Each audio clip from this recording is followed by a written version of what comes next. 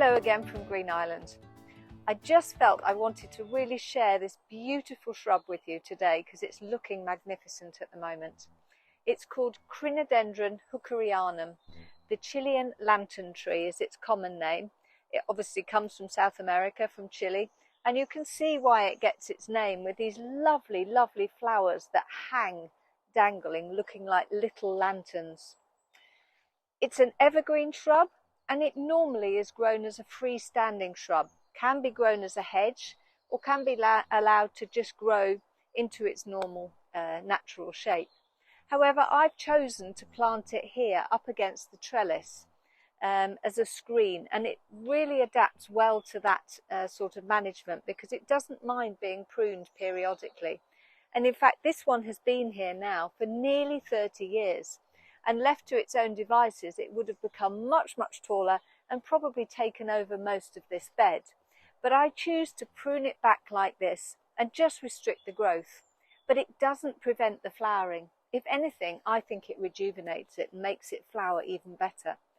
This year's flowering, I have to say, is the best we've ever had. And I think that's probably as a result of the wet summer last year.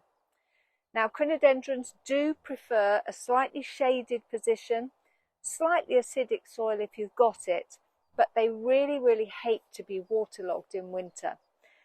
This means that a lot of nurseries struggle to grow them successfully in pots because along with the other evergreen shrubs that require more moisture through the winter, this can often tend to get waterlogged. It doesn't like to be too wet in the winter.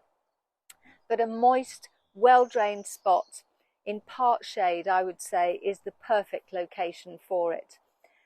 I would say it probably wouldn't be a good specimen to try growing in a pot simply because it doesn't like to sit waterlogged in the winter. Now, this is the most commonly seen variety, although having said that, they're not often seen in British gardens because they can be slightly tricky to get away in the beginning. They are fully hardy. I say that from experience because this one has been here for 30 years. And we've had winters in 2010 and 11 that did go down to -15. The books will say -10, but I think once fully established, if it's in a good sheltered location, it will be fully hardy for you. Whilst they're young though, they can be more susceptible to really, really hard winters, so probably worth protecting for the first couple of years. As I say, this is the most commonly grown variety.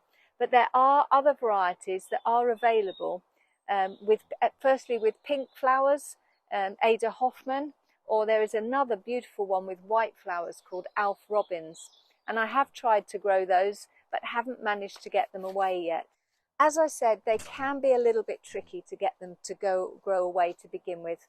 A bit like Embothrium cochineum, the Chilean firebush, which is spectacular if you can get that to grow, and they like similar type of conditions.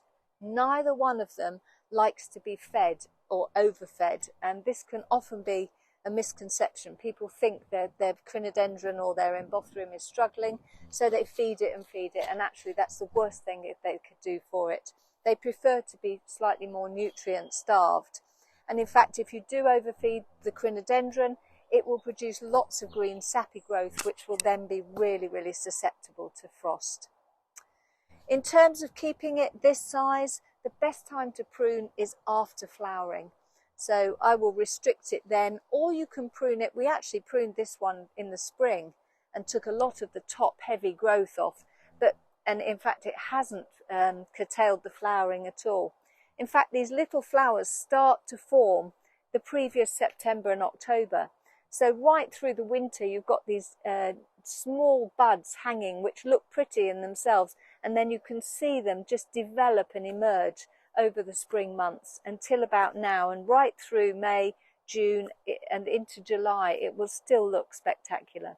So if you've got the right conditions and you want to cover up a fence or a wall or something like that, or even if you fancy one freestanding, something a little bit different, I would definitely recommend the Crinodendron hookerianum. Thank you for watching once again. Hope you've enjoyed this video. Please remember to like and subscribe to our channel. See you next time.